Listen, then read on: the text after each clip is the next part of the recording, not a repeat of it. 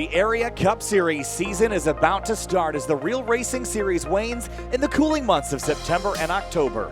And with the series kickoff next Monday with the Area 500 on October 3rd, we have to set the field for that race. Tonight, 2 30-lap area duels at Daytona are what we're contesting for 40 positions in that race. Hi, everybody. I'm Kyle Heyer, joined by Hunter Sleppy and Finian DeCuna. Finian, welcome back. Kicking off things at Daytona. This time for the duels, everybody fighting for 40 positions in 2 duels at Daytona. Typically, this is a February show, but this time it's in late September. Yeah, absolutely. Looking forward to seeing these guys getting down on the track, getting ready to qualify, or at least make their attempt to qualify for the race. We've got 40 cars listed on track, and they're all fighting for 43 spots. There are a few guys who think that are not shown up, so they should be locked in, but they're not going to be qualifying in. And some guys, they're just trying to make sure they can actually make the show. Only 3 open spots with a handful of drivers all vying for the spots. We'll see who's going to be going in and who's going to be walking home. The Hunter, certainly tonight is going to be a challenge for some of those open drivers that are not guaranteed a spot in the Area 500. What is the strategy tonight with this next-gen car? Is it go up front, race up front, or is it kind of hang out, wait for that wreck, and then charge through towards the end? Personally, I would stay in the back because, like you mentioned, there are open cars that want to get up to the front, and like you mentioned, 30 laps for each duel, so you're going to want to play it safe for at least the beginning portion of it. Then if it gets to halfway and there's still no caution, then I'd be getting a little urgent with trying to get to the front. And like you mentioned, the duels, it's to set the starting order for the Area 500. The winner of each duel starts in the second row. So even though drivers are locked in, they still want to get the highest finishing position possible. And like we saw last week with the shootout, anything can happen and all sorts of chaos can break loose at any given moment. I think we're certainly expecting chaos in in this next-gen car. One of the changes was a couple of years ago was to get these cars to race a little bit better across the board. Well, in the plate racing, it kind of got a little bit wild. We don't run restrictor plates on these cars anymore. It's just that tapered spacer. It changed the drafting fundamentally in these cars, and it seems like it made it a lot more volatile to be in this field. You can make up positions, and you can lose positions a whole lot faster than you used to be able to. Yeah, that's the really big thing. That's what we see a lot. Typically through the beginning and middle portion of the race, you see guys being a lot more conservative because you spend that time making so much progress, cutting your way through the field. One wrong move, one small misstep out of line, you just think that people are going to be there and they ditch you out. You're going to be dropping back through the field very quickly. So you're going to see a lot of guys maybe being a little bit more cautious early on. Maybe see some guys trying to make some moves here and there and see what they can do. But I think later on you're going to see pretty much a whole bunch of jockeying for position, everyone trying to be conservative while also trying to push that just a little bit more. And Hunter, I think one of the other challenges when you come to a Daytona duel specifically is there tends to be a tale of 2 duels. One of the duels tends to be a lot cleaner than the other. And when you see that first duel run pretty clean as a driver, does that make you nervous knowing that you guys might be the ones to end up turned around backwards? Yeah. I mean, there would be a little bit of that, oh no, this is too good to be true, you know? So, but like you mentioned, anything can happen. Like we're seeing right now, they're just running around in practice, and all of a sudden you got 7 cars spinning out on the backstretch. So you just got to be cautious and keep an eye out because it could be a polar opposite. Like the first duel could just be clean racing. Then the second duel, like we saw in 2014, it was clean racing up until the finish. Then all hell broke loose, and Clint Boyer went upside down on pit road. Yeah, there's certainly lots of chaos that is the potential for tonight. Again, setting the grid for next week's Area 500. Again, if you've got that guaranteed spot, you're going to race very aggressively. There's really nothing to lose here. If you're one of those open drivers, things might look a little bit different for you. On the left-hand side of the screen, you can see your drivers' practice times at the moment. About 5 minutes remaining here in practice before we get set up for our 2 heat-style dual races here. Lots of new colors, lots of new liveries here, Hunter, as we get prepped for this series season. The field is full and colorful across the board here. Lots of team swaps as well during silly season. There were a lot of team swaps and a lot of new teams that are joining in, not only just the Area Cup Series, but all throughout Area as well, and some rebranding, like Elwood Design Esports rebranded into Sky Motorsports. And from what I'm seeing, we have 6 new teams, bringing the total to, I believe, my math is correct, 11 new teams for the Cup Series.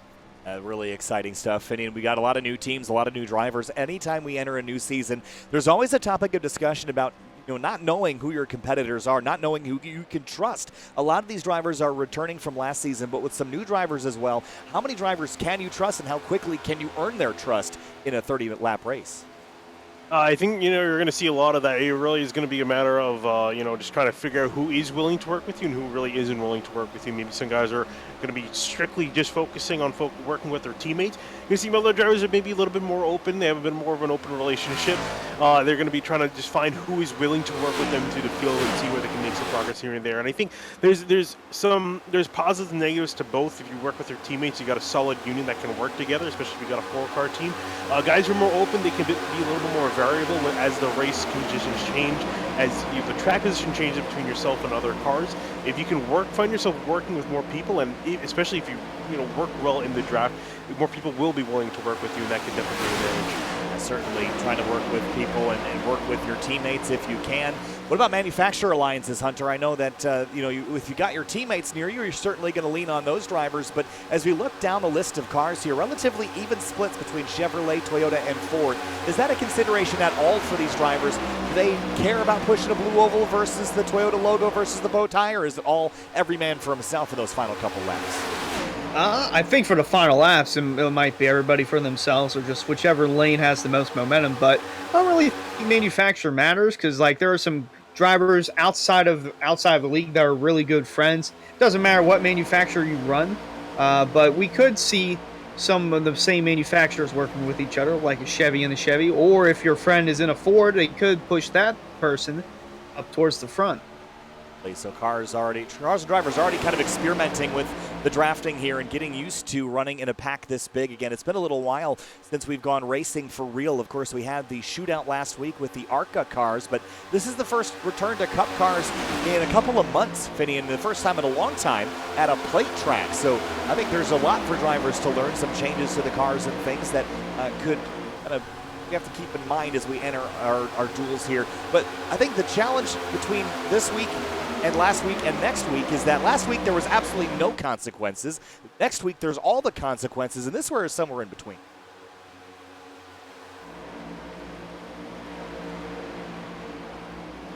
Minutes left here in practice, setting up for qualifying, and the 11 of Jordan Martin takes a punt, and big crash at the exit of turn number 2 as everyone tries to experiment here, Hunter. But for now, it looks like at the top of the board, it's Danny Ware in the number 00. Travis Beckner runs second, Matthew Bell, Ryan Hartz, Garrett Grant, all drivers we're familiar with in this single lap speed. Now the track record is a 47.835. All in qualifying, of course. Right now in practice with that draft, it's a whole lot faster, about a second and a half quicker.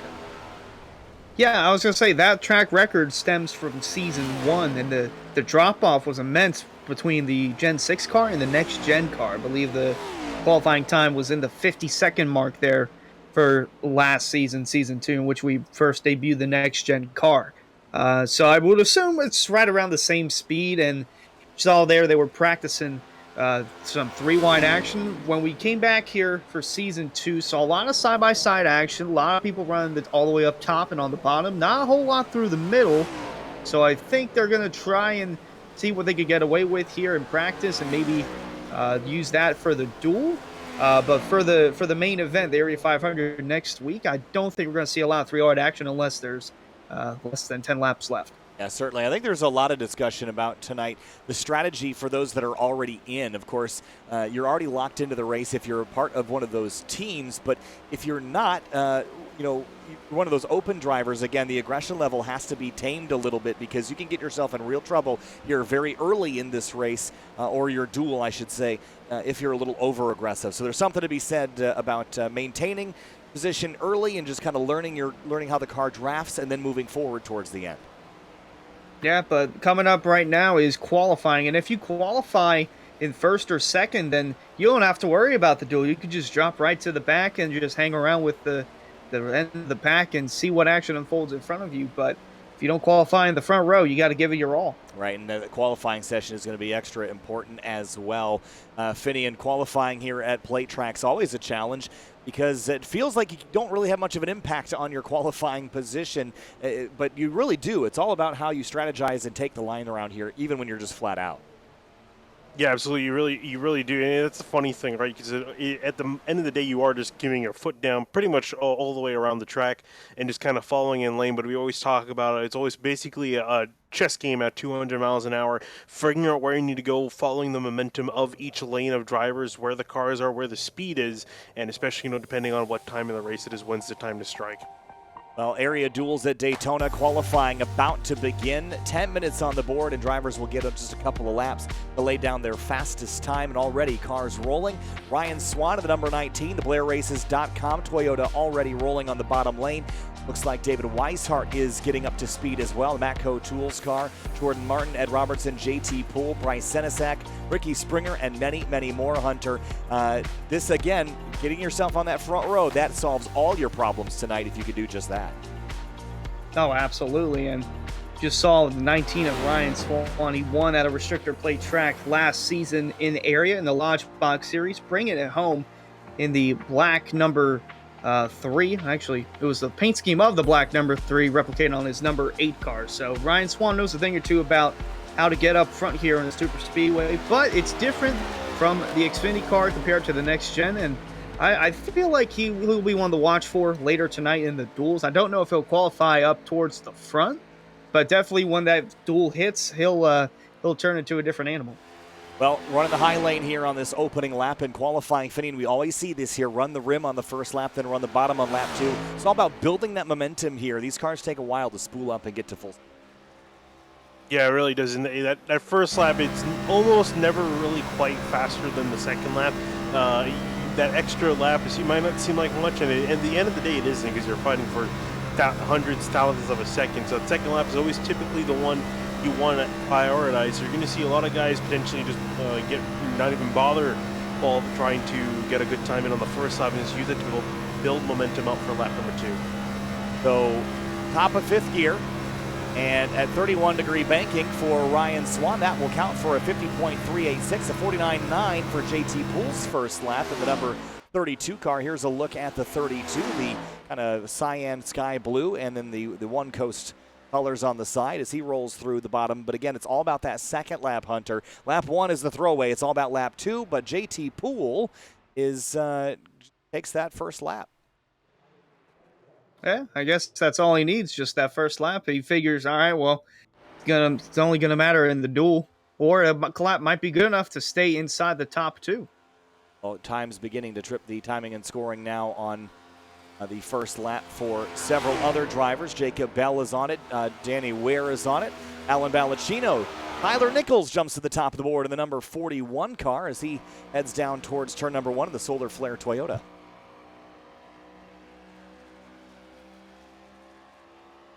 Ryan Swan up to the top by 0.03 of a second, and that was his second lap of qualifying. So you see that car slow down to a halt in turn number 1. Who else is coming back to the stripe this time through? Let's take another look at Brad Slaughter Jr.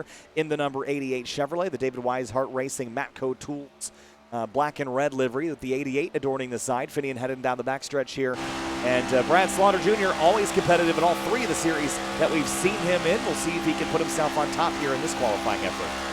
Yeah, and I'm not sure if you mentioned this before too, but Brad Slaughter, one of those drivers that's competing for those last 3 positions, those last 2 opening slots. So he's on the bubble. He's one of those guys trying to race his way in as he comes out of turn 4 here to come across the line.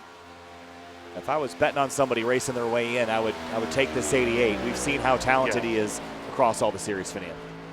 Yeah, we definitely think that he's definitely going to be one of the favorites to get those spots, but you never quite know. I mean, whether or not he makes it in, it's all depending on where he finishes. If he's kicking out of a wreck, he could be potentially out of it. So that's really the big issue of his situation. And I'm sure he knows that he can't be too crazy, too risky here, because he needs to make sure this car makes it back to the finish line in one piece and in a semi-decent position.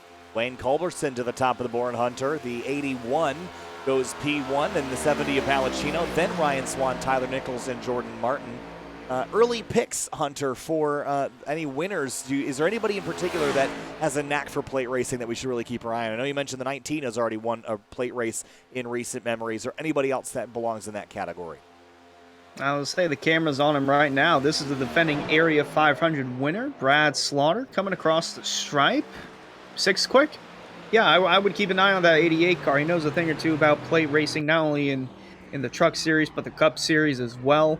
I'd also keep an eye on the 7 of Scioli as he's about to stop on the track, but Scioli's been progressing in these next gen cars, and this is the one that you always have to keep an eye on no matter where we go. The defending Cup champ Jake Nichols, he's fast no matter where we go, even at Daytona.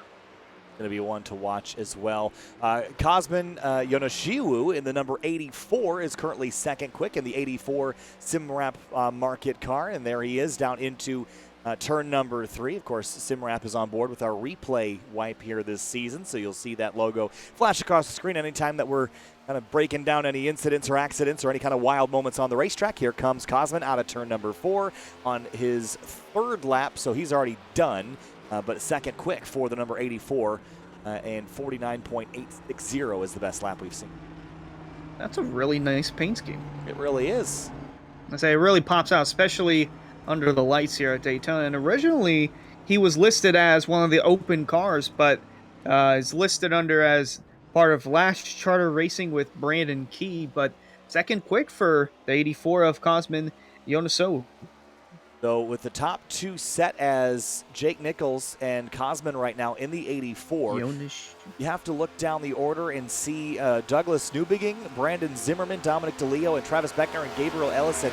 They're the only drivers to have not yet recorded a lap time here in qualifying, Finian. This is a pretty crucial moment here because these are the only drivers that can knock those top 2 off that front row and eliminate that automatic bye. Yeah, we'll see what they're going to be able to do. They can muster up anything here coming down to the closing stages of qualifying. Everyone trying to get those top 2, because once you get those top 2 spots, you can just chill and relax the rest of the race. Doesn't matter what happens. You're locked into the front row for the race. Everyone else has got to jockey for position. So there is quite a bit on line for some of these guys who know that they're quick. They got a car that can put in the top 10, top 5. And it's a matter of getting those last few thousandths of a second to get up on the front 2 spots. How do I know you need those last few thousandths? Look at the ticker, 49.85, 49.86, 49.86, 49.86. You have to go down to the thousandth right now. There's only 56,000. I mean, there's only 60,000 between the top 13. Here comes Beckner. He's going to probably slot himself right in the middle of all that drama as well. Only 33rd best, actually. A little surprising there as we now just wait for Dominic DeLeo to put some lap times in the 22 Hunter. Yep, DeLeo, Championship 4 driver last season. He's been progressing ever since the first season of Aereo. Started out with the ARCA cars, then moved into Cup, and then towards the end of Season 2, started to get into a rhythm and found himself contending for a championship. I look for him to run it back with Physicus Motorsports and the rest of his crew, Balancino, Patterson, and Rafe Slade. Got a good group of guys over there at Physicus Motorsports.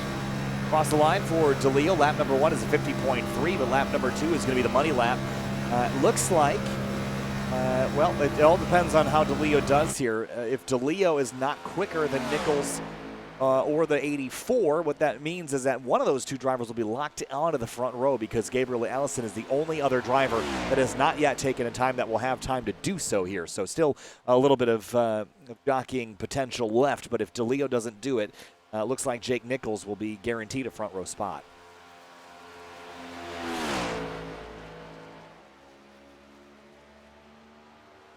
Three and 4 on his qualifying lap. This is lap number 2, the final lap that will count for Dom DeLeo. 40th on the timing right now. Only 40 will start the race next week. Where will Dominic qualify for the duels tonight? It will be a 50.032, only 36th quick. He'll be a little bit disappointed at that as move on now to Gabriel Ellison, who is the last driver to roll out in the Roasted Gems Coffee Chevrolet. That means that Jake Nichols is guaranteed a spot on that front row. Finian, perhaps no surprise, given that he's the reigning champ. Yeah, I don't think it really is any surprise to see him up there. Everyone was expecting him to do fairly well. So he's going to pretty much just reclaim his place near the top of the board and go on for the race from there. I guess maybe people are expecting a little bit more from him, if anything. Well, but again, really it comes down to how you're going to perform in the duels. As Ellison comes across the line, going to cut down below the double yellow. All right, 21st quick, and that will solidify Jake Nichols in the number 91 as one of our front row starters.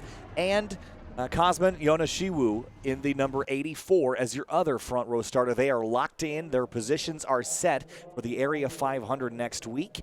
Hunter, that is a good feeling for the 91 and 84s.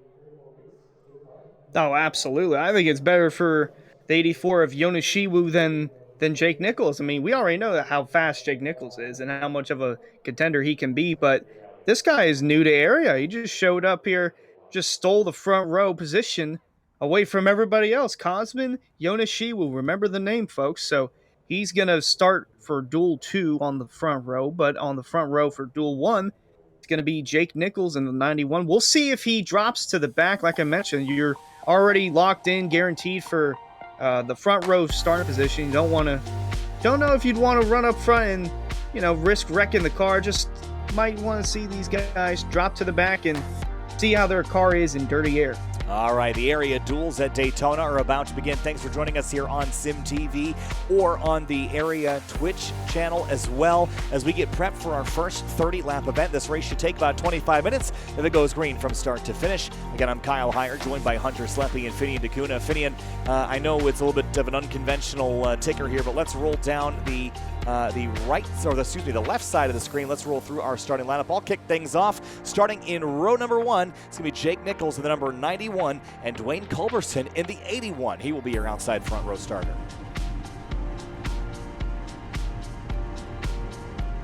Row number 2, it's going to be Alan Ballacino in the number 70 alongside Tyler Nichols in the number 41, followed by Brad Slaughter Jr. and Douglas Newbegin in 6th, the number 71 car. Brandon Key and Jacob Bell roll off in row number 4 in 7th and 8th place respectively. The 95 and 77 will start alongside each other. Michael Sturgill and Seth Noel will start in row number 5 alongside each other. Gabriel Ellison in the number 27 and Jeff Ryan will start 11th and 12th. 13th and 14th is the 45 and 16. That's Seiden Feiden and Tom Bourne. That will start in row number 7. Row 8, JT Poole in the 32 and Bryce Senesac in the number 09. And then row number 9, Andrew Player and Garrett Grant will start alongside each other in 17th and 18th place. 19th place is Dom DeLeo in the number 22 alongside Dwight Beaverly in the number 01 and 20th. And Mark Patterson and Brandon Zimmerman round out the rest of the top 22 drivers here in this first duel of the night. Hunter, the field rolls off on their 1 pace lap. About time and about ready to get racing here next time by. Yep, looking forward to it. Going to see some drivers drop to the back, but we'll expect most to keep their foot in it and try to make the most of what they can early on and see these guys settle into a groove. Well, here is a look at the race analysis here. 30 laps. It's just under 75 miles. 42 drivers in total qualified tonight. Of course, only 40 will move on to the race. Quick look at the weather information on the right-hand side of the screen. Air temp 74, track temp is 75 degrees. A wind 12 miles an hour out of the east. A little bit of a tailwind at one half of the racetrack, a headwind at the other. But as they roll down the back straightaway here, Hunter, again, we're kind of we got only a couple spots to give here for those open competitors, and it's all going to come down to the last couple laps of this race. Keep your nose clean, keep it out of the fence, keep it out of the infield, and you should be in a good spot to start the Area 500 next week. Yeah, if you do all those things, then you should put yourself in a good position. But after Kyle Larson blew a tire at Pocono on the last lap in the last corner, it's never over till it's over. So if there's a car that has a two car length gap heading into turn 3, it is not over yet. It's never over until it's truly over. So you never know what can happen here at Daytona. And look at this. We got Solar Flare Racing on the front row, Nichols on the inside, and Culberson on the outside. I know that all too well. I was at Sebring Raceway last week, and a GT4 car ran out of fuel coming to the checkered, lost the race. It's all about qualifying for the big race, though. Next week, the Area 500. The duels are underway here from Daytona. Jake Nichols and Dwayne Culberson from Solar Flare Racing take us to the green.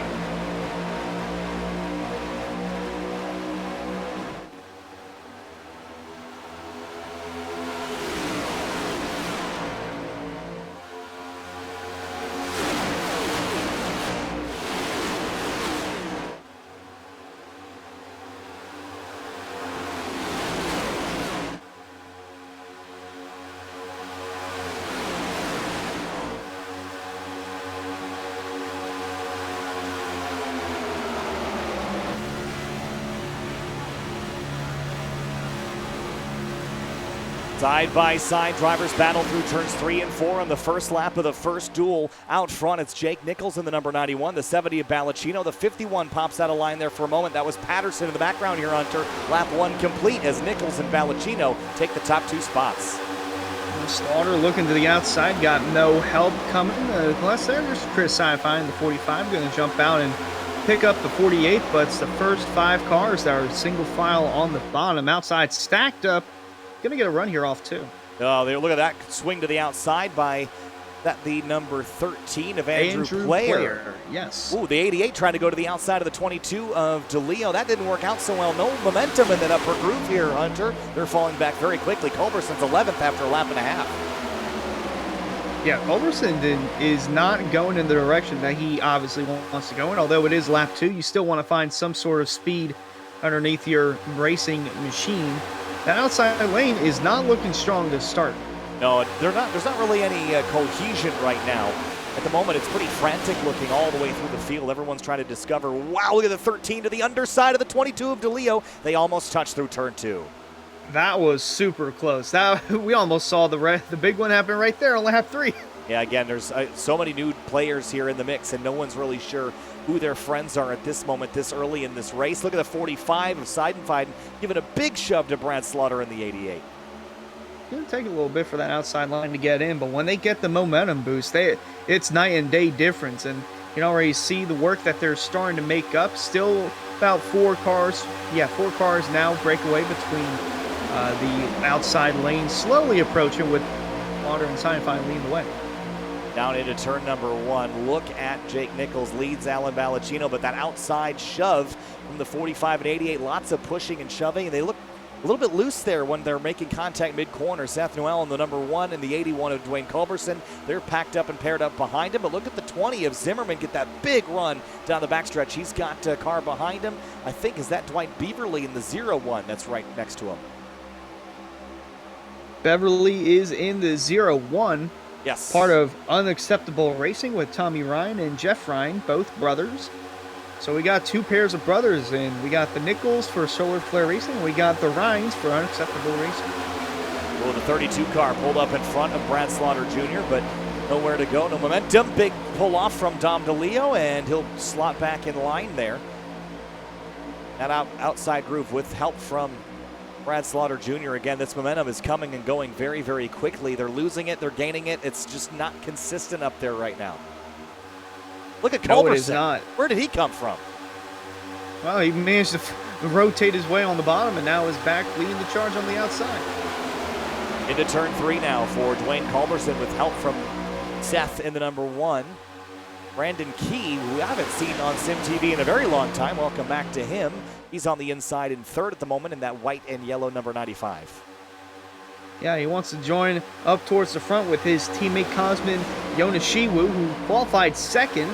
He's already locked into the Area 500, but they're 3 wide right behind these guys. Yeah, it's making me a little bit nervous here this early in this event to be fighting so hard, so fiercely, so early. Lap number 6 of 30. It's laps tick by extremely quickly here as we head down the back straightaway. The 32 still leads that push on the outside with the 13 of Player behind him.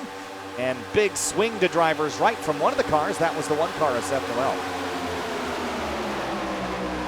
Yeah, Noel, part of Miller Racing from Dawson Miller, behind Miller Racing Graphics. Got teammates Garrett Grant, Travis Beckner, Seth Noel, just mentioned, and Andrew Player. They're both in this duel. I don't think the other 2 are in. Beckner and Grant, I think they might be in duel 2. Vinny, we got you back now? I don't know. We'll see how long I stay here. Oh boy. I don't know what's going on. Some weird issue with my computer. I have to look further into it. For now, I'm here. He's got the electrical gremlins inside the PC case at the moment. Look at the 88 of Brad Slaughter Jr. trying to split the difference. It's been a wild start here, Finian. 2 packs kind of forming, 1 at the rear, 1 at the front. Yeah, interesting to see. I guess we're probably seeing maybe some guys decide to lay back just a little bit, but again, with only a 30-lap race, that's not a whole lot of time to really play around with. You don't really kind of want to, separate. We typically see it in the longer super speedway races where we see a distinct pack of 2, a second pack laying back. They don't want to get involved in anything. They want to stay out of the action. But we were talking about in the pre-race that it's hard. You lose so much momentum in some cases. You might not be able to catch back up, and that's a really big threat. 95 car, Brandon Key in line. I mentioned we hadn't seen him on Sim TV in a very long time, but he is back and in the mix here as the field side by each on the banking. One car slides up the racetrack in the middle of the corner. That was the 27 car of Gabriel Ellison, who started this event in 11th. He's up to 4th place as it goes, and the 13th player with maybe a push from DeLeo here, Hunter, and here comes Seiden fighting again. I'll say Ellison sitting nice in that now 5th position, sort of battling for 4th in the beautiful Roasted Gems coffee car.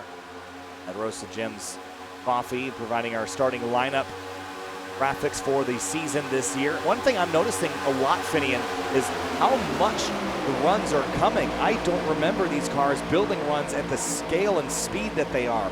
They're losing a lot of speed and then gaining it all back and taking heads of steam 20 miles an hour faster than their competitors.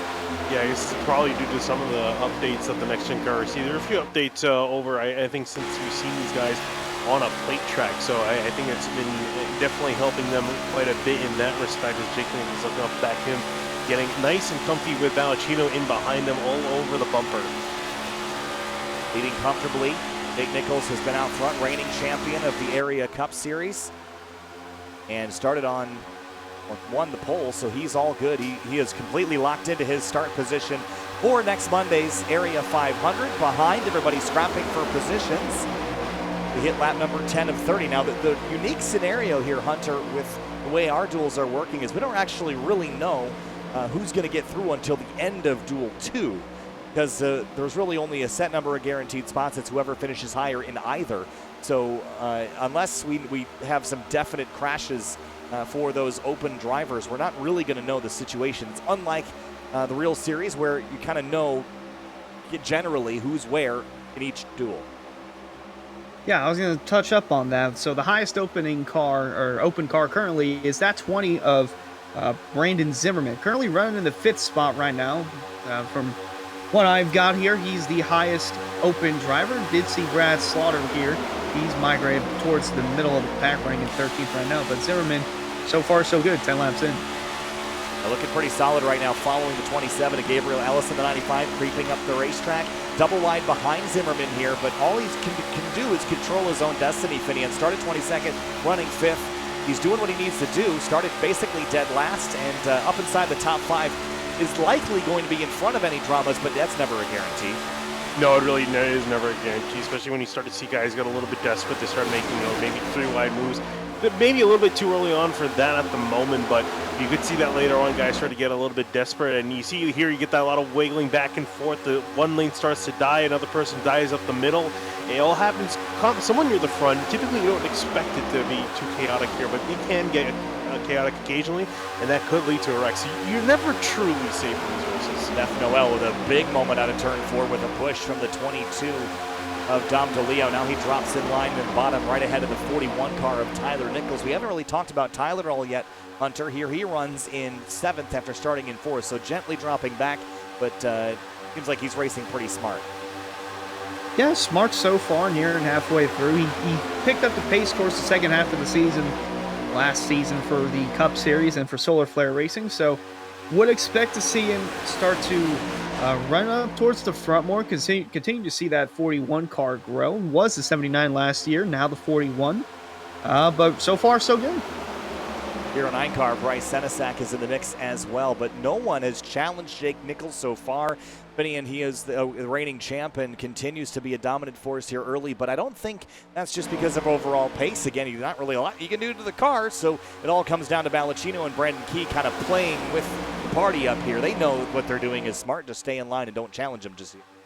Yeah, the thing is going to be really how much can they stay in line? Will they be able to keep this going till the end of the race? Or Valentino, will he try to peel out of line, try to get ahead of the 91? When will that happen? Through turns 3 and 4, and Hunter as we rocket out of the 4th corner and down the front straightaway. Big slide from the 13 of Player. We're closing in on halfway already. I think that's going to start ratcheting up the energy level here. Yes, absolutely. Like I said, the first handful of laps or so, drivers are still trying to get a feel for the car. Oh, and they are really loose there on the outside. That was Noel and DeLeo there, nearly making a crash there. I was going to say, they did make contact, but they didn't make enough contact to create a crash. But they are starting to get more comfortable I was just going to mention, first handful of laps, that's why everyone was so spread out. Now they're starting to bunch in tight together. Little wiggle there out of the 1. He and the 22 are not getting really along very well. Front versus rear bumper. They've had a couple of big slides here in this race. Now the 45 of Seidenfeiten getting a push from the 32 car of JT Poole. And up to the top side goes Bryce Senesac in a very easy to spot green and black Chevrolet. Yes, Senesac here in the 09 car. Got a new paint scheme compared to last year. More green in this one than last season in the butt kicker 09, and starting to lead the charge on the outside. I'll tell you, it's easy to spot from a mile away. It'll make it easy to spot on the broadcast as well. Leading that outside lane. Stealth is not that car's strong suit, but speed right now seems to be the 20 car. Brandon Zimmerman drops in the line again. That leading open car in a good spot. He's been here the last couple of laps. Yeah, if there isn't a car that was outside, he's in a good spot, because it seems like if there's a wreck that's going to happen, it's going to be from a bad bump to the outside. That's pretty safe. 15 laps to go. That means that we are halfway through this first duel, a quarter of the way through the night's action. No dramas so far other than a couple of slips and a couple of slides. And like we said, Hunter, typically one of those duels is cleaner than the other. I don't think we're far enough in to really know which is going to be which yet. Yeah, very true. I don't think we're... Oh, whoa. There was contact between the 22 and the 09. Tried to see how much they could get away with bumping coming off the back stretch, and the 09's trying to get his momentum back. Outside lane going to stack up. Yeah, and Al DeLeo will lead the charge. All off the nose of the 22 again. So Dom DeLeo certainly aggressive with the pushing, but everyone that's been in front of him has ended up sliding backwards in the next lap or so. He's testing the limits at a super speedway like the driver in the 22 in real life would do. Yeah, usually that's from the front, though, throwing blocks on the field. He hasn't gotten quite there yet. 14 laps to go. 10 minutes and 40 seconds or so left if we go green. But that's a tall ask. A 32 now is well, no, there he goes. Spin, crash, big impact in turn 2, and up the racetrack they go. And sliding down, it is a junkyard on the super stretch. Yeah, I think, 3, 4, 5 cars involved in that one? That looks like it. Off the nose of the 22, as we predicted only seconds before, but again, you have to go for it. Let's have a look at the replay here. Sim Wrap Market replay, and watch this 32 car here, Finney. Was it a bump gone wrong? Oh yeah, just turned him. Oh, Wayne Culberson, the 0-1 of Dwight Beaverly got a piece of it. That was a big impact here. Watch this again. Right here, mid-corner, the 32 gets turned, hits the side of the 13, bounces back up and wham into the outside wall. Culberson had nowhere to go, and the 0-1 driver's side into the outside wall. Yep, 32 JT Poole is one of the open cars in, trying to make it into the Area 500. Going to be tough to make it after that, but we kind of saw this coming with the 22 of DeLeo. He was testing the limits of what he could do bump drafting wise, and just got a little too much there, and unfortunately Poole was a part of that test, and it did not go well. Here's Dwight Beaverly's on board, almost free and clear of it, and Finian got hooked at the last second. Yeah, that's the worst thing, right? You think you're just about to make it on through, and unfortunately just got tagged into the wall. He goes. I want to say that's a decent amount of damage. We'll see if he can get going. I don't think it didn't hit the inside wall either. Caution is out for the first time in this race for a collision between the 32-01 13, and then throw the 22 in there as the catalyst for that incident. But this is going to set up a late race restart, Hunter. All right, we saw some calm racing for about 17 laps. I think it's about time to ratchet up that intensity and run the final. It'll probably be about 10 or 9 laps to the.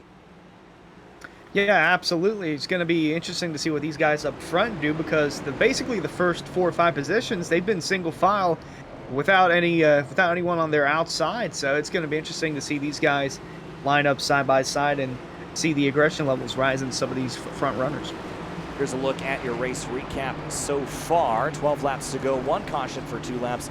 And here's the real crazy stat, Finian, 1 leader.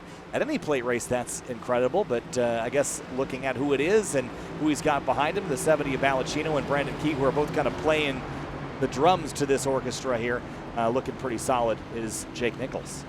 Yeah, that is quite surprising to see. You expect maybe one other person to probably, get up there and change position, but no, that 91's been pretty dominant up in the front. I guess this is because really the next like 2, 3 cars in behind him, they've just not been willing to get around him or try to get around him. So he's really had no other competition. However, I have a sneaking suspicion that's going to change over the next 12 laps. Could be right about that. But behind the pace car here, we're under caution for the first time this race for the area duels at Daytona. Again, I'm Kyle Heyer, joined by Hunter Sleppy and Vinny and Kuna for kickoff of the 2022 season. Fans, be sure to subscribe to the Area iRacing Twitch channel. For only $5 a month, you can watch all Area broadcasts commercial-free. You can also use new Area iRacing emotes in the chat.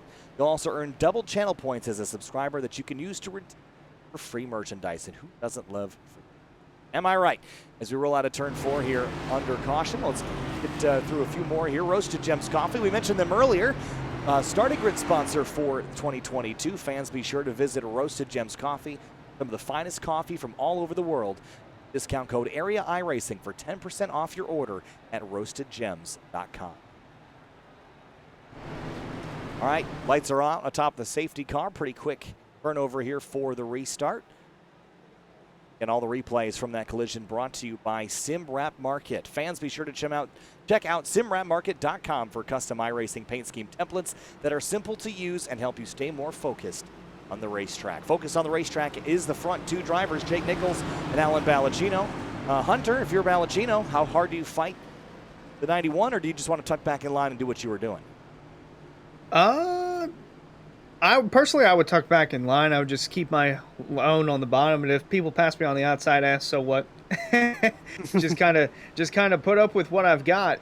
But interesting to note, if the 91 indeed does win this duel, essentially second place would start on the second row. So they would essentially be the winner within the race, even though the 91 potentially could win this duel.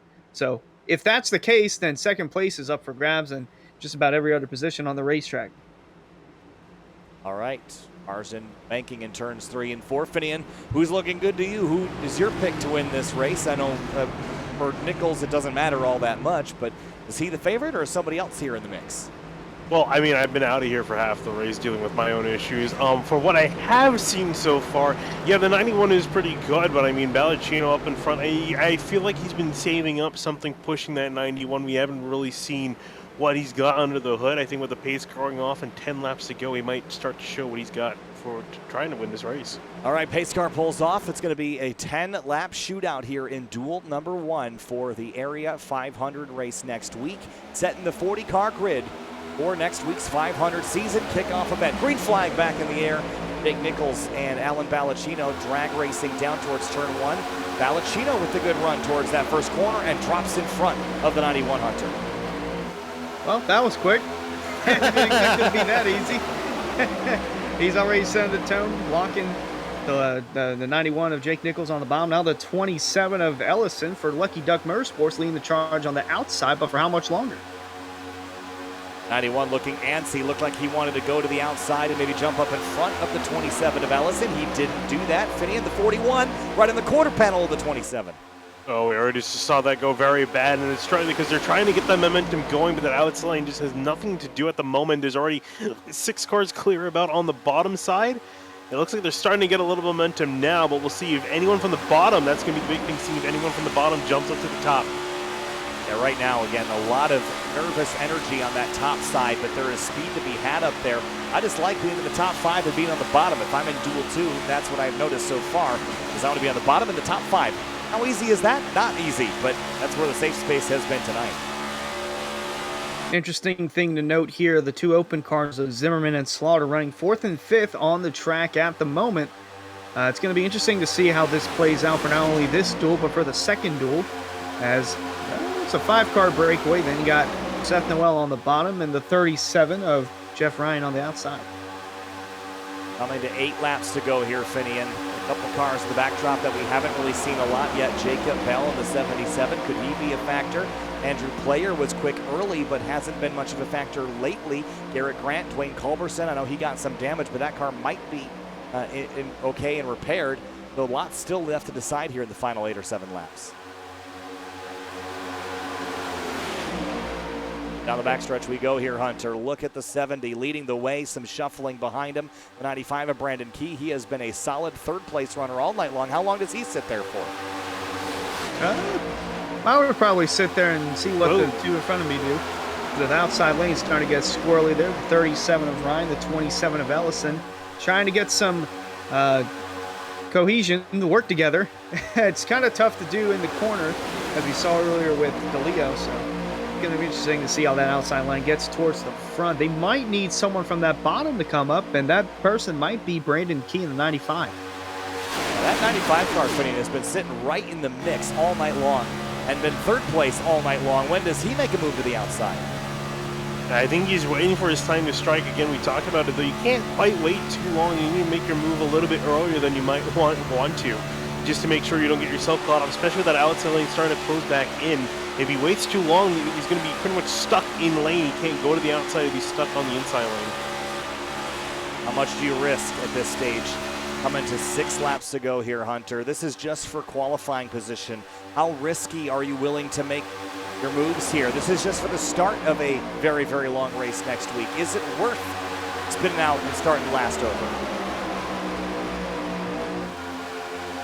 95 car to the outside. Brandon Key finally gets some clean air on the nose with some help from the 37.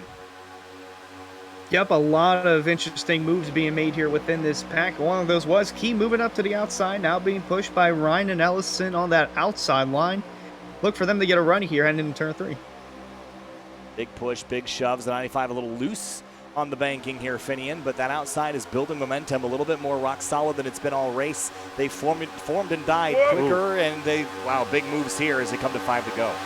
Yeah, I can't tell that 95 is loose or he's getting loose trying to side draft off the guys on the inside. That car doesn't quite look stable at the moment. That's going to cost the momentum. As you can see, the guys in behind closing back up, but they can't quite seem to go anywhere. You see the 88 Brad Slaughter working his way through on 4th. It's really starting to lose a lot of time on that outside lane, just not going forward. Yeah, there's a little bit of desperation perhaps as they realize that they're not gaining momentum. Look at the 27 and 37, a touch there. And the 2 open drivers in this race, the 88 and the 20 Hunter, they are nose to tail for 3rd place. Yep, 3rd and 4th on the track. Going to be interesting for the open cars in the next duel.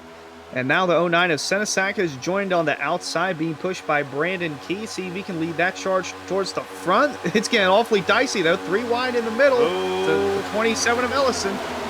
Nowhere for Ellison to go. Finian, go ahead. That was getting dicey there on the front stretch. Yeah, he's poking his nose in. This is where he's going to see these guys start to potentially force it 3 wide. Because, I mean, if you can't go in here. Ooh, I thought I saw them almost door each other. The 37 was getting put in the wall after some contact, but they're going to continue going forward. They see 16 move to the outside, a bit of a block from the 22, almost turned the 22 into the wall. That was getting spicy. Look at the 09 of Senesac with that big run. Lots of dramas in the rear view mirror, but up front, here comes the 09, a push from the 95. They're building momentum for the 91 and 70 that have been up front all night long, Hunter. Oh, all it takes is a bad bump, though. That 95 is moving quite a bit on that bumper of the 09 of Senesac. Looks like they make it out of turn 4 calm for now. The outside lane's starting to break up just a little bit. Valancino leads the way with 3 to go. 95 is just shoving the 09 of Senesac. Finian, this is trouble waiting to happen. Oh, it always is when you come down to the finish of these kind of races. Senesac, though, bringing a big run to that outside lane. He's got the 95 in behind Key. Finally starting to make some momentum sitting in lane as he's trying to give Senesac that push to the front. Here they go, big run on the back straightaway. And the one's going to go to the outside here, Hunter. Going to make it 3 wide for 3rd place as they head down into turn 3. This is where it's going to all go wrong. The 70 and the 95, door to door to door with the 1 car up top, Hunter. 2 rows of 3 wide here in the closing stages of Duel 1, all for the Area 500. Bryce Senesac leads the way, and we've got cars squirrely all over the place. Here comes Jacob Bell. We haven't seen Jacob Bell at all. He's pushing the 1 of Seth Noel with 2 laps to go. Almost saw them door each other up between the middle and the outside lane. The 95 getting put in the sucker hole, to the back he goes. Here comes the 1 on the outside trying to bring a run. Bell, as you mentioned, in behind.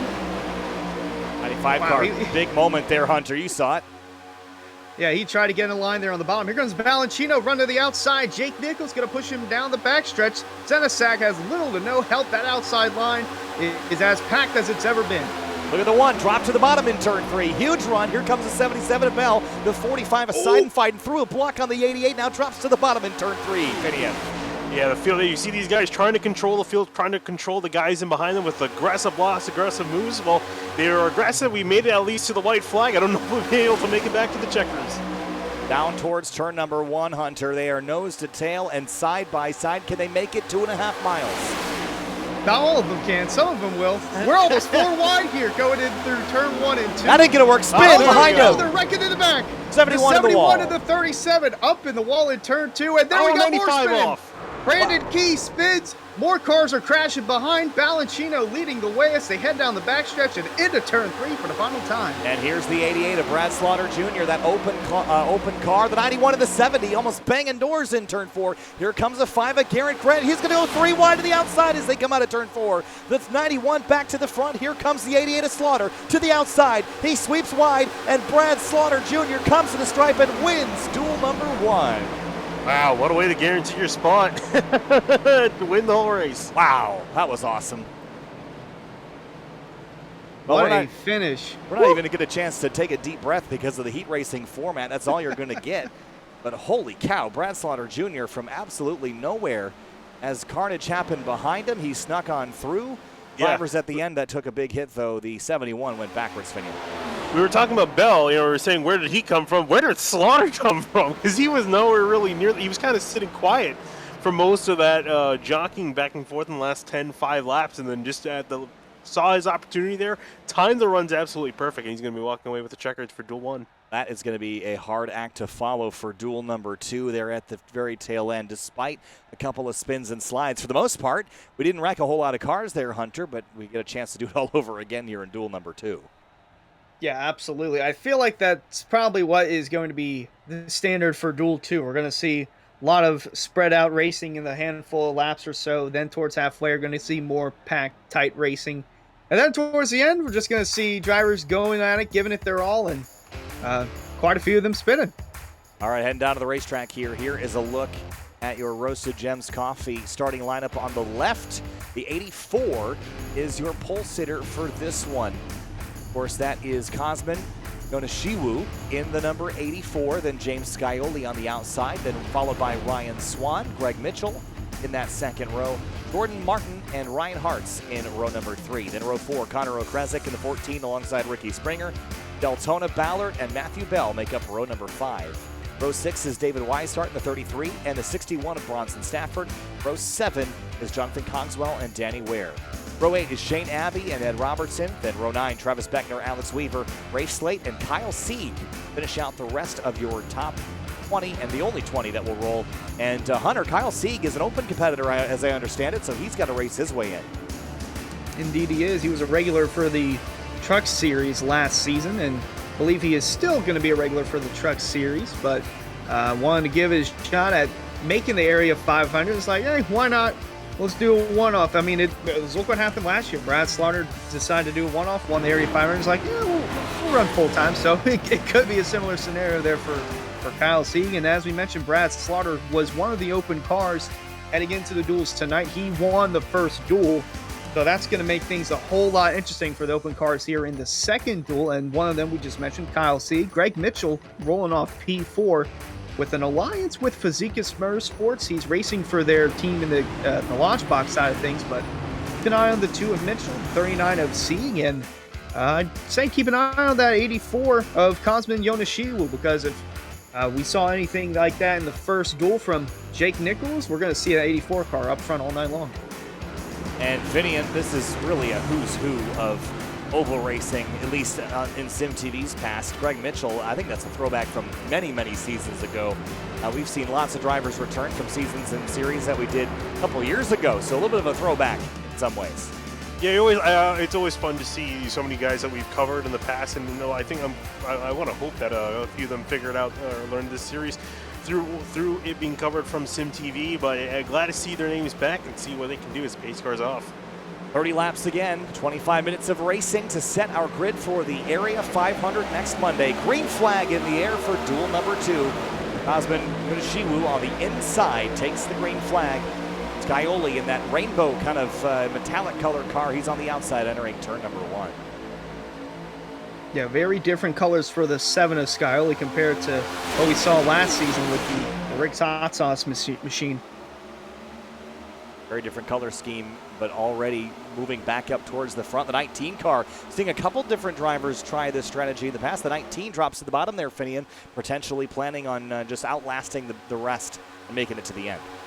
Yeah, I guess that might just be the game plan. Hopefully he doesn't lose the pack, though. It's very dangerous to do that, especially by yourself. You have the chance of losing the pack if you don't quite get the draft, and he's really on the cusp right there. Just getting Ironically, I was gonna say, ironically enough, they call him the Wolf Pack because he is a fan of the NC State Wolf Pack over there on the college side of things for college football. But he got a good view of what happened in Duel 1. So he's like, yeah, I don't want to be anywhere near the front. He's gonna run in the back. Like I said, lap 2. You're not gonna win the race on lap 2 unless you wreck everyone, which I don't think anyone's gonna do that. But interesting to see that early on, and got a train forming on the outside. Greg Mitchell in the Eat Sleep race car. Love the livery. Very simple and clean. Very Penske-ish. To the bottom, though, Yonishiwu in the number 84 with a push from Jordan Martin. And the 14 of Okresic lining up on the inside. Interesting to note, though, that the leaders chose to go to the outside, Finian, this time, as the leaders in the last race went to the bottom early. Yeah, it's always interesting because in real life we see a lot of times the leaders typically stay in the outside lane, but in iRacing it's never quite worked. The inside lane has always had the momentum. It's usually been the better lane to hang out and ride along if you're the leader. And we're now starting to see that those leaders start to come back on the inside. Yeah, it looks like the inside lane prevailing again, Hunter. I'll say coming off turn 4, the 2 of Mitchell had a big slide there, nearly lost it there, but we're starting to see a 9-day difference between the first duel and the second duel. Let's say a handful of laps where you can see a lot of open space. There, everybody's all tightly formed. Got one 3-wide action in the back, but nonetheless, everybody's packed in door to door, side by side, all throughout this pack here.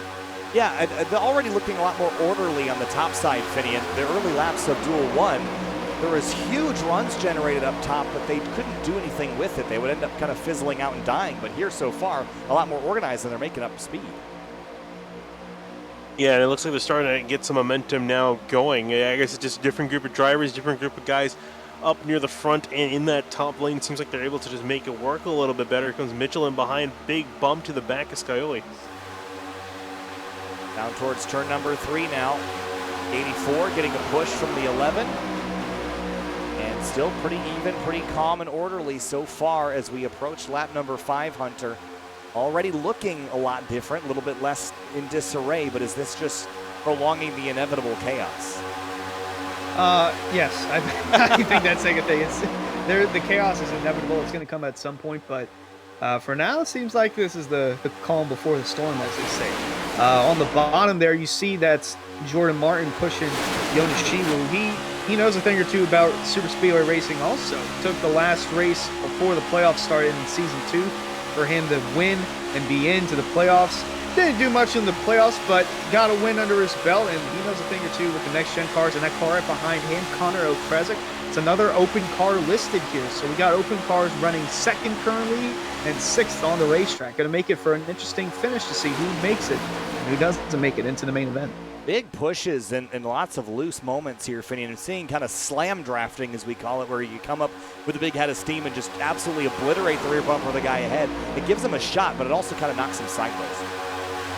Yeah, that's really the big thing, too, is just, how you hit the car, where do you hit the car, what's the load on the driver of the car that you're giving the bump to. It's a whole bunch of different factors that come into play.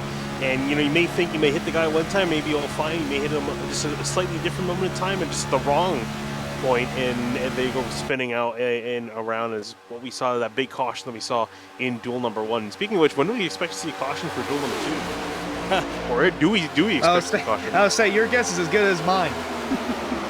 Yeah, I mean, I think we saw it just past halfway. I'm going to guess that we're going to see a similar story here with this one. I think just mathematically, it takes you a couple laps to really get antsy, and then it'll take you a few laps for the luck to run out. So I think by the time we get antsy and then the luck runs out, we'll be at least lap 10 to 12. That's only a couple laps away, though.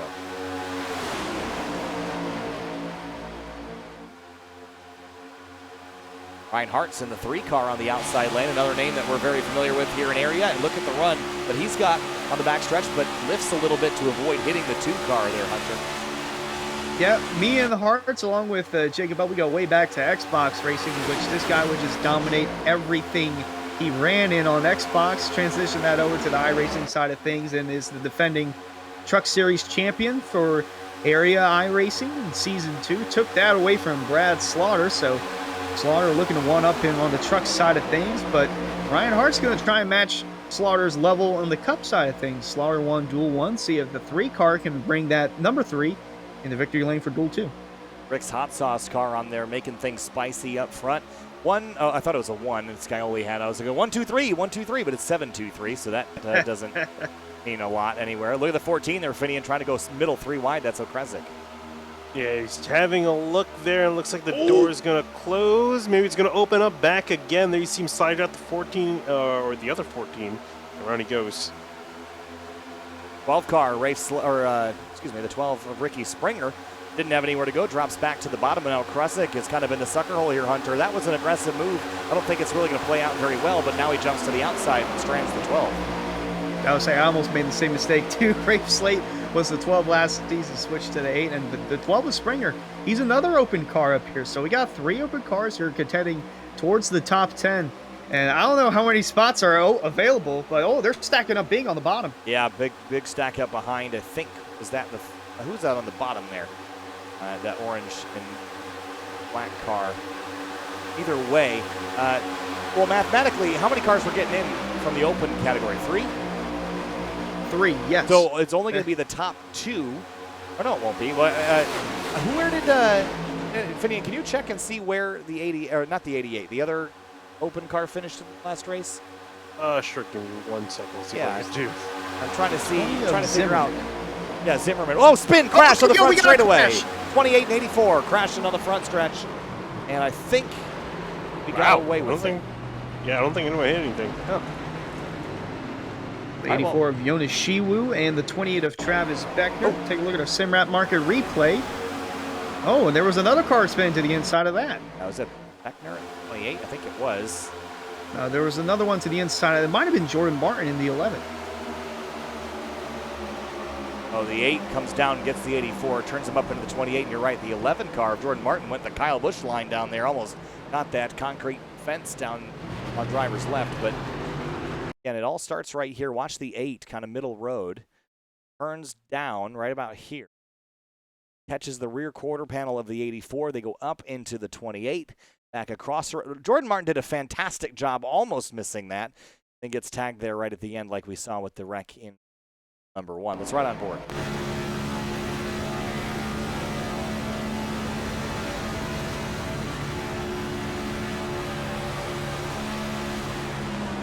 Thought coming.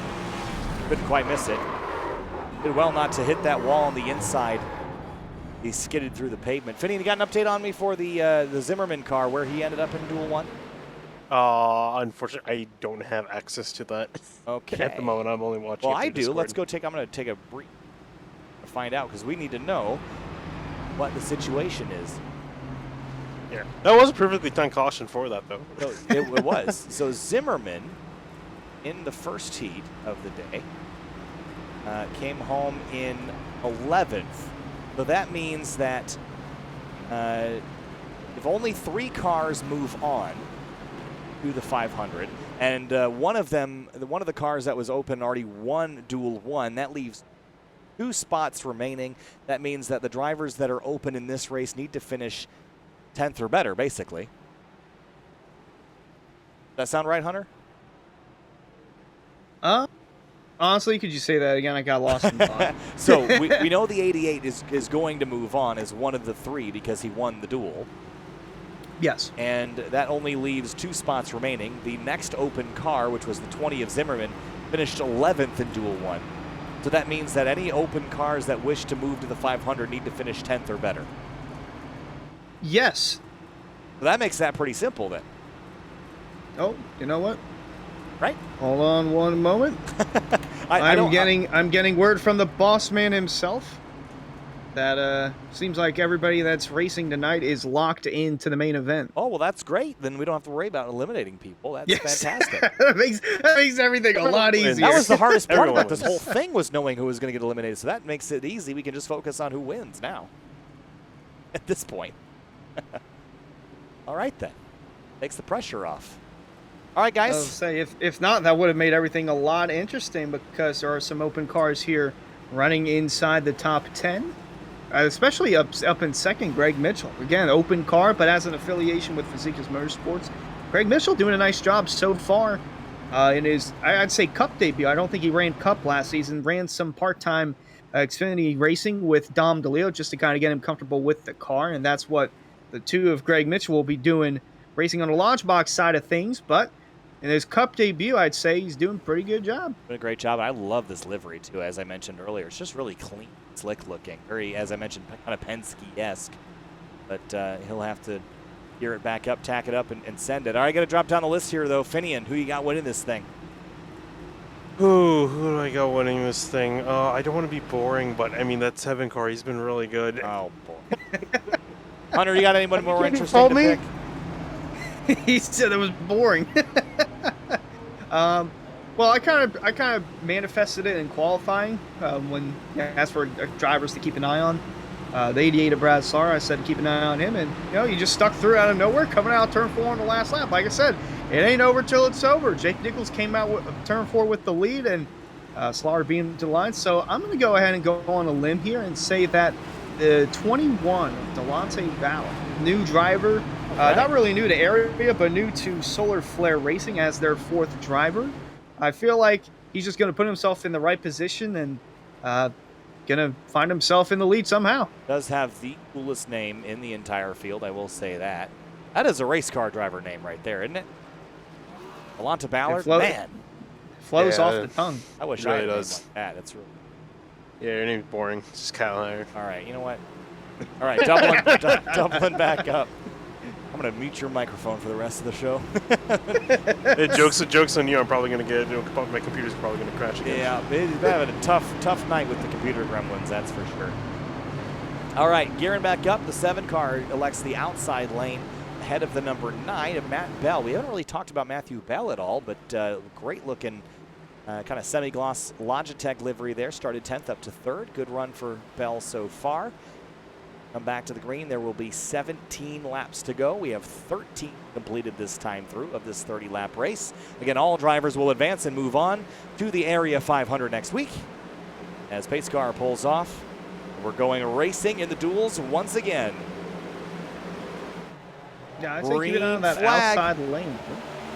Got a little too ahead. Keep an eye on the outside lane there because not only Scioli leading it, but you just mentioned the 9 of Matthew Bell. His teammate Alex Weaver of IRLC Motorsports over there joining the freight on the outside. 3 and the 2 are lined up on the bottom here, Finney. Look at the 64 of Ed Robertson as well. And they're going to have a big head of steam here. Look at the momentum they're getting on that shorter way around. Yeah, trying to get themselves situated here with that outside lane, getting a huge run off the corner. I think there was a stack up on the inside versus the outside getting a run.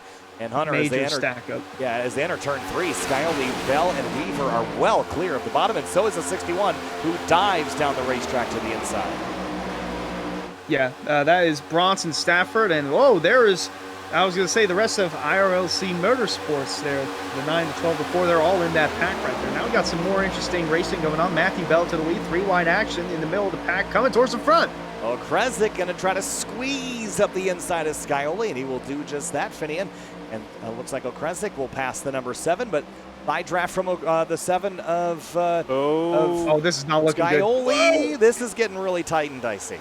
Yeah, very tight and dicey in the middle to the back of the pack, and you see a 3-car breakaway in the front. It's going to be interesting. Can those 3 cars kind of stay ahead of everyone else, or will the lead the back half catch up? They're in the safest position on the racetrack right now. Scioli heard clear and just used that to cross about 16 lanes of traffic on the back straightaway. That was like one of those rush hour moves from the HOV lane all the way to the exit on the right, 6 lanes over. He just took it and went for it. Yeah, unfortunately, these guys are trying to chase them. The top 3 here, you're not even in frame there. You can see they're actually starting to get a pretty sizable lead. It's Bell, Weaver, and Stafford. Speaking of liveries, how about that 61? That is a pretty race car. Oh, there you go. Anything black and yellow as a Steelers fan, I go ballistic over. That is one fine paint scheme there for the Simrat market, number 61 of Bronson Stafford. The wiggling and wobbling there at the back of the field. into turn 3 and 4, and that group up front is just checking out. Yeah, they're really doing a solid job here. I'm kind of surprised. I'm expecting them to get reeled back in pretty quickly. It's going to be interesting to watch that gap and see if it expands or not. It's hovering at about 1.4 seconds between with the second group being back from the leader, and there doesn't look like they're making any inroads. Well, they're too wide, fourth on back right now, and they've been losing about 0.2 of a second a lap to those drivers that are up front, just nose to tail, single file. They're making really good speed as it stands. So if they can just keep this organization together, they should be all right. Yeah, I was going to say the only way that the pack is going to catch them, to catch the front three, is if they go single file, and they were doing that, but now we got some side-by-side. Oh, spin! 14. Oh, we got a crash! Oh, Kresic gets turned by Springer, and there goes the rest of the field. Well, there goes everybody. Big one out of turn 4. Yep, 33, the 26, the 12, the 84, the 14. With 12 laps to go. Big one on a Monday night. Have a look at the SimWrap Market replay here. 14 and the 7 get together, the 12 just crash and smash from there on out. Ooh, the Greg 26. Mitchell getting a piece of that. I would say it started back in turn 3. Someone made a move. It was the 14. He made a move underneath the 7 of Scioli. Scioli goes to side draft, and they touch doors. And then the 12 car gets into him. And there's Weishart, Mitchell, nowhere to go. And then bam, into the outside wall. Big mess there. Here's what it looks like at full speed. Look at all the debris flying everywhere. That 26 back up into the outside wall. Here's what it looks like at full speed.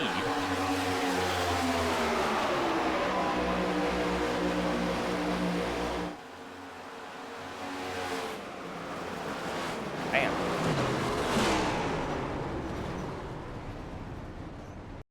Again.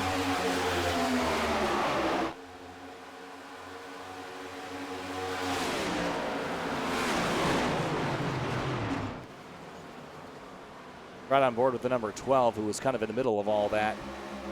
The end of it all, Ricky Springer.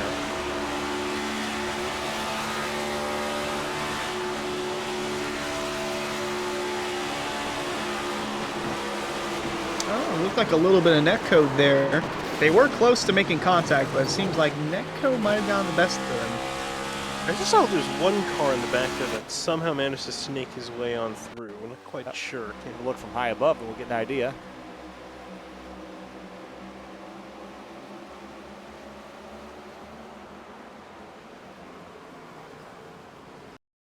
No. One. Delonte Ballard. Oh, Whoa. yeah, that was Oh, amazing. man. Holy cow, let's have a look on board the number 21 of Delonte Ballard. Trying to keep an eye on him. I didn't think it would be that way.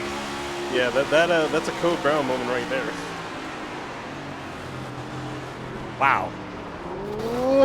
That is the move of the night for sure. Watch this again. Because he thought about going high and last second cut all the way left. Holy cow, that was amazing. That's as close as you can get. I'd say. But my opinion still has yet to change. Keep an eye on that 21 car. Hey, he's been picking pretty successful drivers tonight, I'll say that. We're going to be probably about 10 laps to go for this race as well. Next time we come back around, it should be our restart. This, of the two duels, this has certainly been the messier one, although it started so much more orderly looking. Yeah, I don't know. I guess people maybe were feeling a little bit too comfortable. I think with the way this race has been going, I think that's kind of led it to being a little bit more messy. With some guys being aggressive later on, has got the one to green. Lights are off atop the pace car. Restarting with 10 laps to go, and things happen quick. Under 10 laps here. All right, so Delonte Ballard is the choice from Hunter. Finian chose the 7 of Scioli. I'm going to go with this 61 car of Bronson Stafford. I think he's lurking up in this mix a little too quietly. I think he's the guy that's going to get this job done. Yeah, I would pick him too solely just because of the paint scheme. I mean, he's new to area, part of Sky Motorsports, which was formerly known as Elwood Design Esports. So keep an eye on that 61 car. That all the colors flow perfectly in that Simrad market number 61. Can I be honest? That was the reason why No. I chose him to win. It's because of the paint scheme. I mean, I've heard worse. I've heard of worse reasons to pick someone. Well, you know, the origin story for why I was a Kyle Busch fan is because I turned on the TV one day in I think it was 2007 when he was barrel rolling down the back straightaway, and I was like, you know what? That's my guy. So I was in before it was cool, by the way. And now he's going to Richard Childress Racing. Have to rub it in. All right, field rolling out of turn number 4. It'll be a 10-lap, 25-mile sprint to the finish here, setting the grid for next week's Area 500. Pace car makes the hard left onto pit lane. Bell, Weaver, Scioli, Stafford, green flag back in the air, 10 laps to go.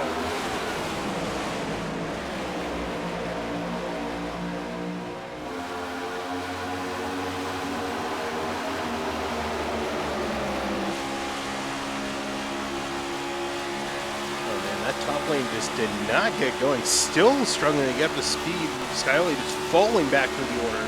Yeah, Scioli's not going anywhere, but the 3 car is Hartz. Takes the Rick's Hot Sauce car to the outside here down the backstretch, Hunter.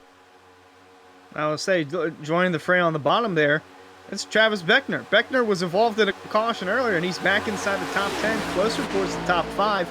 That outside lane still trying to get their momentum up with the 3 of Ryan Hartz leading the way, but now here comes Stafford to the outside, looking to get that momentum push from the 3. Matthew Bell leads the way. Alex Weaver behind him. Then it's Stafford and Hartz in the outside lane here. Finian, 9 to go. Every lap we cross that stripe, the intensity ratchets up a little bit more. Yeah, it's still ratcheting it up here. These guys aren't quite done yet. Hart's looking like he was thinking, looking to the top side. Just saw Scioli also blink out for a second. That's the last thing he needs at this point in time. Not be That's helpful. the last thing anyone else needs. Yeah, exactly. Especially, I mean, this is the worst place to have that situation start to happen is in a plate race when you need everyone's internet to be cooperating. And this is why we talk about iRacing and the technical feats they have done. It is amazing that people from across the country can race this close, this fast, and not have the internet issues that we used to see in other games. Ooh, whoa. A little squirrely action there between teammates of IRLC Motorsports. Weaver pushing Bell, which, by the way, don't think there's any relation between Matthew Bell and Jacob Bell, just a coincidence with name. But both were fast here as Bell got up front. Jacob Bell did in the last team. Matthew Bell holding his own for the moment. Stafford, though, with the run on the outside, trying to get help from the 3 of Hartz. I like that 3 car right now. Look at the shove, Finian, that he gives him down the backstretch. Yeah, massive run. Here comes Scioli as well. He was dropping back to the pack, now finally back up in 3rd. See Stafford dive down low. Hartz also diving down low. Scioli back up on the lead on the top lane. Not lead overall yet. He's still trying to work, and you see him trying to side grab the 3. And Robertson helping push the 7 of Scioli forward. Bronson didn't go up to try to manage the lanes. We haven't seen that at all yet tonight, Hunter. We haven't seen people go from left to right to try to manage those lanes. The runs are just too big to throw blocks. Absolutely, and with the way these next-gen cars are with the curved bumpers, one bad bump, and that could be the big one. We saw that in Duel 1. We saw that again. Well, we didn't see it again here, too, but we saw that in Duel 1 with the bad bump in the corner. But towards the end of it, we'll see bad bumps and bad blocks being thrown left and right. Oh, look at the stack up on the inside there. It goes back 5 or 6 cars. The 4 car gets a piece of it. Look at the 0-0 of Danny Ware dropping to the inside, and here comes Jordan Martin. Wasn't this car spun out a little while ago, too? He got collected in it, yeah, and now he's he's back up front behind the Muffin Man, Ed Robertson. 6 laps to go this time, Finian. We've got all sorts of drivers up in the mix that should have been taken out of this race. Jordan Martin's going to pull down to the inside. Scioli and Robertson, they'll lead that outside lane. Yeah, ever since the inside lane started to lose momentum, seeing a lot of shuffling and a lot of new guys making their way to the front. Now looks like that bottom is starting to get some momentum with the 11 of Martin leading them on through here. He goes past Hartz, trying to get to the inside of Robertson. Courtesy Scioli will ditch the top lane. Looks like he's going to stick up there. They're not quite there yet on the bottom. Will Hartz drop to the inside here, or will he stay put for now and use that momentum on the outside lane? And look who else has joined the party here. That number 80, the number 84, Yoneshiwu, he drops to the inside in front of the number 11. Again, these are other cars that we thought were crashed out. Yeah, Yoneshiwu back inside the top 5, and I'm going to say the 3 going to stay behind his teammate there, Ed Robertson, and his other teammate, Jordan Martin, now pushing the 84 of Yoneshiwu back, trying to get that inside line, rolling into turn 1. 5 laps to go in duel number 2 for the Area 500, setting the lineup for next Monday's race. Scioli leads as he has so far out of 25 laps completed. He's led 14. He's really been the dominant fighter. But on the top side, very different than what we saw in duel number 1. We're going to start to see that change here. Some guys dipping down to the bottom. Just saw, I think, the 2. Greg Mitchell dive down. Yeah, he's diving down low, trying to make something work. Yoneshiwu pushing the number 2 on the inside. But still, no one really dumping from the guys on the top. They just seem pretty comfortable there.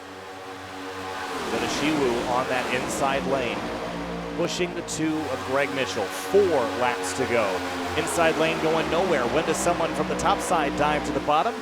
Will the 3 do it? Will the 19 do it? Ryan Swan, he's got that 2 car coming. It's too late. Here comes Greg Mitchell on the inside, Hunter. Yeah, this will be interesting because Hart won't make a move until the 64 does, because they are indeed teammates as they're stacking up on the outside. Bomb's trying to get a run. So really the 7 car is going to have to block 2 instead of 1, essentially, because both are going to make their move at the same time. Ryan Swan kind of in a pickle. I'd say he's in the catbird seat. I wouldn't necessarily say Mitchell is. Oh, 64 to the bottom. I say that. Forget everything I just said. Robertson went on his own. Robertson to the bottom here, Finian. 3 laps to go as Robertson now has help from the 2.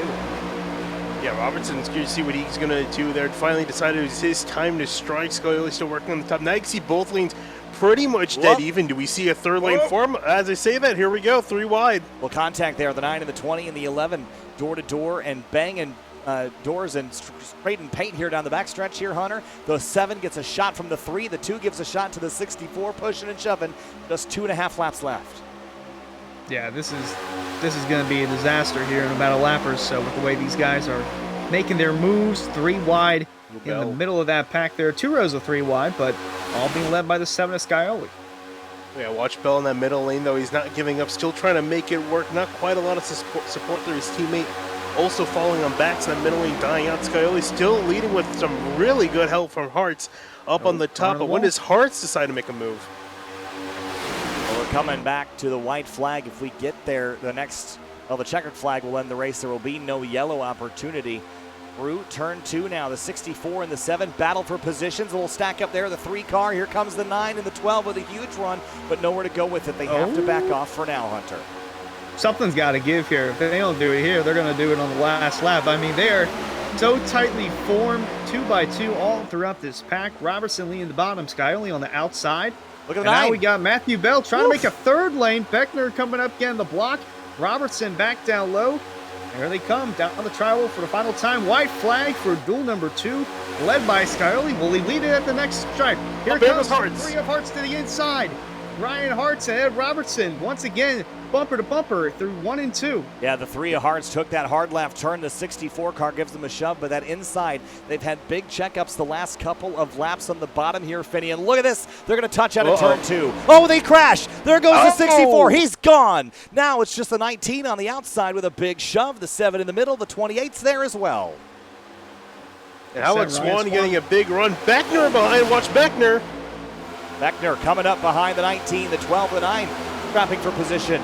Yoneshiwu in the middle of all that as well, but coming back to the again stripe. In the back. Oh, they're crashing. The double zeros turned around. Danny Ware with the 19 and the 28 going to come to the line. Here comes the 9, 3 wide, and the 28 gives it. Travis Beckner beats Ryan Swan to the line in an unbelievable photo finish that none of us saw coming. Oh my gosh! Wow, that was surprising. I thought Swan had that. I love Daytona. Like I said, it ain't over till it's over. Literally in the last 20 feet, Travis Beckner beats Ryan Swan, and Matthew Bell gave a good charge at the end as well.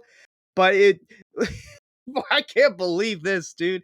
Wow. He wasn't even nowhere near him. Didn't even have a overlap before the line. I've never seen anything like that. Yeah, I'm curious what happened to I wonder if something happened to the 19. That was bizarre because I saw him coming off before. He had a decent gap. and Beckner didn't look like he had any momentum, and then all of a sudden, out of nowhere, got a second win near the end and just beat him to the line. Oh, we have to go back and look at this replay again. Of course, with the session turnover here, I got to go back and check this out one more time. But coming out of turn number 4 and the momentum and speed that all these things all change, I've never seen anything quite like that. I know Daytona has made some unpredictable finishes, but this is something else. So he blocked the 9 of Bell, who had a run, and that momentum pushed him on the outside and put Swan in a pickle because the 28's coming high, the 9's coming low. He kind of stuck in the middle there. That's why we got the 3-wide photo finish that we did. Man, oh man, that was awesome. Insane. Let's go back and see a little bit more what happened on the back straightaway. The 64 car got turned around as well. So let's have another look at, oh man, that's going to hurt. Let's have a look. Oh. Right here, the 19 gets crossed up with the 7, and then Ed Robertson goes for a ride and spins it back around, and man, that was a hit. And then out of turn 4, it was the 00 that got the worst of it, Danny Ware. Yeah, this right here, the front 2 got so far spread out, and then you saw the momentum from within the middle of the pack moving towards the front. Yep, 00 getting the clip there at the end. But man, oh man, what a finish that was. I can't wait for next Monday. Next Monday's Area 500, boys. And if we're getting finishes like these in the duels, imagine what we're going to get in the big event. That was amazing, amazing stuff. And, well, there's a 2-lap race heading down on the racetrack right now just from drivers having fun. But that's it for the duels. They are done and complete.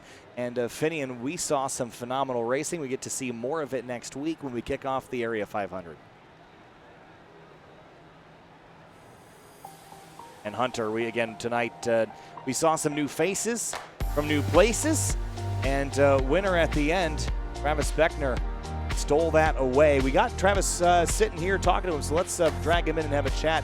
Hey, Travis, that was a wild, wild finish there out of turn 4. You didn't even have an overlap on the 19 as you came to the stripe, but you beat him out there by 19 thousandths of a second. Take us through that duel and that final lap run to the end there.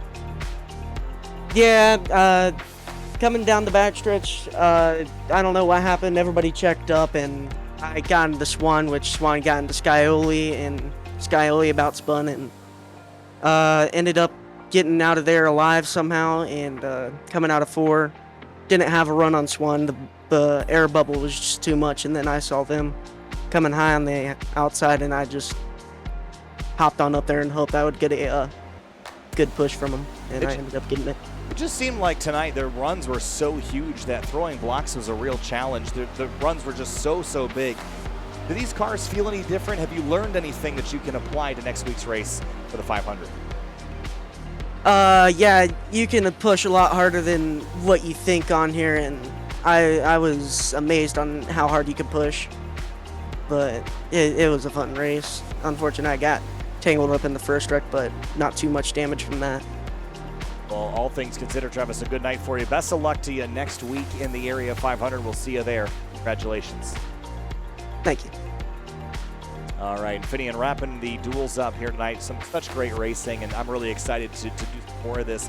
But big runs all around, and makes the ends of the races very unpredictable. But you have to be very careful where you step, because any wrong move, you're going to be turned around backwards. Yeah, absolutely. And then obviously that next week is going to be where we start assigning some points. Obviously it's first for the season very early on, but I'm sure many of these guys really want to make sure they get their season off on the right foot and get some nice solid early points out of here. So we're going to see maybe stuff being a little bit more tame now that there are some valuable consequences when it comes down to that first points paying race. Hunter, final thoughts on the duels tonight and predictions for next week at Daytona. Man, oh man, I was going to say, one of the biggest things heading into, one of the biggest things heading into the Cup Series season was Travis Beckner being in the Cup Series. I mean, we saw him, he does well in trucks, does well in the launch box side of things, but that 3,000 level I rating is the minimum that you can have be a Cup driver. And he really wanted to be in the Cup Series, really bad last season, and he was fortunately granted, I think he's close to 3,000 I rating. Anyway, he was granted approval by series director, series admins, to run in the Cup Series. And boy, this is just a confidence booster for that 2018 and for Miller Racing from Dawson Miller. You got Garrett Grant, Seth Noel, Andrew Player going to be building off this momentum solely from their teammate Travis Beckner. I mean, you saw him. He spun. He crashed in the in the middle of the second duel and somehow, some way, got up front and won it out of nowhere. A lot of fun to watch. Big thanks again to Rick's Hot Sauce. Fans, be sure to check out rickshotsauce.com for some of the best hot sauces made locally in South Florida. Be sure to follow the Rick's Hot Sauce Rookie of the Year battle in the Area Cup Series and see who will take home the $100 prize as the highest finishing rookie in the point standings. Tonight's racing was spicy. I'm sure the 500 will be next week. Make sure to get yourself some Area iRacing.shop merchandise. Fans, check it out at Area iRacing.shop for merchandise to represent your favorite driver. Shop from our selection of t-shirts, sweatshirts, hoodies, stickers, and more for Area iRacing.shop merchandise. We'll see you later. See you next week for the Area 500 here from Daytona International Speedway. Kyle Heyer alongside Hunter Sleppy and Finian DeCuna. We'll see you next time.